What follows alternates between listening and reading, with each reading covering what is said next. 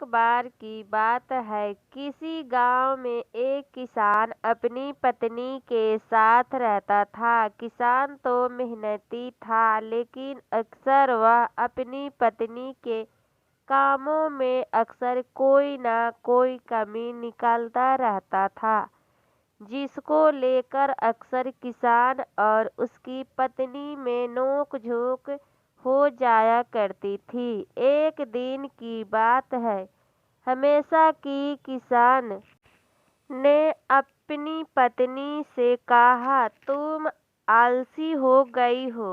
अब तो तुम धीरे-धीरे और सुस्त रूप से काम करती हो। तुम अपना समय खराब करती हो और घर के कामों को लेट करती हो। रोज की ऐसी बातों को सुनकर किसान की पत्नी अपने पति के ऐसे शब्दों से नाराज हो गई और बोली कि आप गलत हो जो रोज रोज ऐसे मुझे ये बात सुनाते हो, और यदि ऐसा है तो आप कल घर पर रहो और आपके बदले मैं खेत में जाऊंगी। मैं वहाँ आपका काम करूंगी। क्या आप यहाँ घर पर रहकर मेरा काम करोगे? अपनी पत्नी की ऐसी बात सुनकर किसान ने खुशी से कहा, ये तो बहुत अच्छा है। मैं घर पर तुम्हारा काम करूँगा। एक दिन तुम खेत के काम करोगी तो पता चलेगा कि कितना मेहनत करना पड़ता है।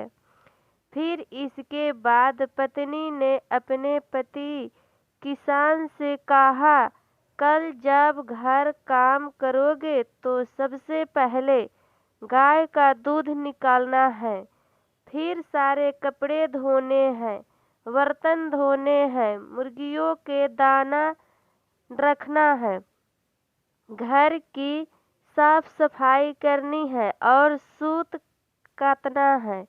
इतना सभी का काम करना है कल। फिर अगले दिन किसान की पत्नी सुबह सुबह खेत पर गई और किसान घर के कामों के लिए घर पर रुक गया। फिर सबसे पहले उसने एक बर्तन लिया और गाय का दूध निकालने के लिए चला गया। फिर जब उसने गाय का दूध निकालने की कोशिश की तो इतने में गाय ने उससे पीछे से जोर से गाय की लात मिली। जोर से लात लगने से वह कराह उठा। फिर किसी तरह उसे दूध निकाला, कपड़े धोए, बर्तन धोए और घर की साफ सफाई किया। इतना करते करते उसका दम निकल गया। फिर उसने मुर्गियों को खाना खिलाने के लिए चला गया।